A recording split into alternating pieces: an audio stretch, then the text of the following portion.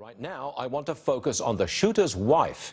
It has been confirmed that she knew he was planning an attack. She did nothing. Saba Ahmed is with us, Muslim Republican Coalition President. Saba, welcome back to the program. It's good to see you again. Nice to have you. Now, this is a very difficult situation here. We have a Muslim wife who knew that an attack was impending, told no one. What are we to make of this? I mean, you could say that Americans demand that those who know of an impending attack say something to the authorities. What say you? Well, she should definitely be charged if she knew about his plannings. From what I'm hearing, that she drove him to that nightclub 118 miles that night of the shooting. So, I mean, if that is true, and if she knew about it, she saw him buying guns, she didn't report him, I'm sure there has to be liability.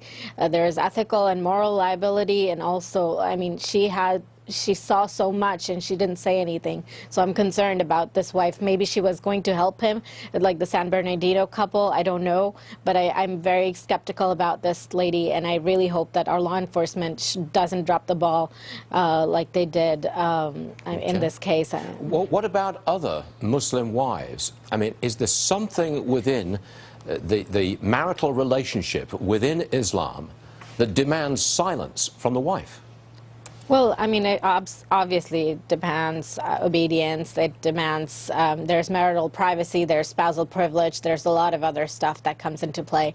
But at the same time, I think, you know, as an American citizen, she has a duty to report. And I'm shocked that somebody who's living with you is planning such mass murders. And if she had the slightest idea, I think she should have reported it. And I'm waiting to see what comes out of the grand jury proceedings, but I'm sure if she actually drove him to the Pulse nightclub that night, she will definitely be charged. Now, the president, speaking frequently recently, has refused to use the word Islamic terror. Where do you stand on that? You are a Republican. Right. Well, I'm actually, regardless of what we call it, I think ISIS propaganda is causing vulnerable Muslims to become radicalized. So it is a problem. I mean, regardless of what we call it. But I mean, I think targeting an entire religion, blaming 1.7 billion Muslims for the acts of a few criminals is not the right solution. But I don't think Donald Trump is doing that.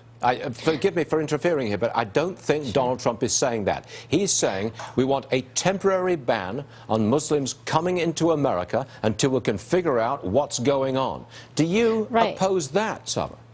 I do, because I think religious discrimination is fundamentally wrong.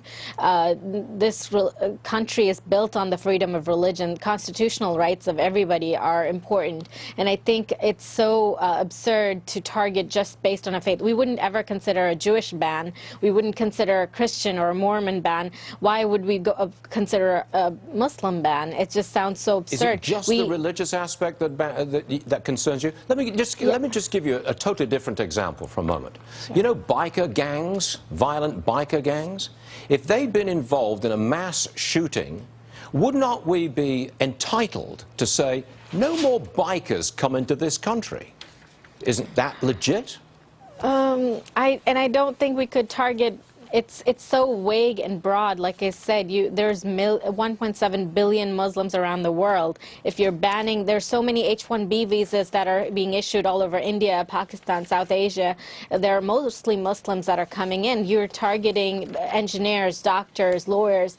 Many professions have Muslims coming in from all over the world, and just saying that based on your religion you can't come, that I think sends a very wrong message. And Donald Trump is losing his polling numbers significantly because of his stance on this. I think if he wants to be a president for all Americans, like he had talked about being a president for Muslim Americans as well, I think he ought to look at Muslims and have them on his cabinet or consider our views. Targeting an entire religion will not be a winning battle for him. All right, Saba, thank you very much for joining us. Difficult situation, but we appreciate you being here. Thank you, ma'am. Thank you for having me.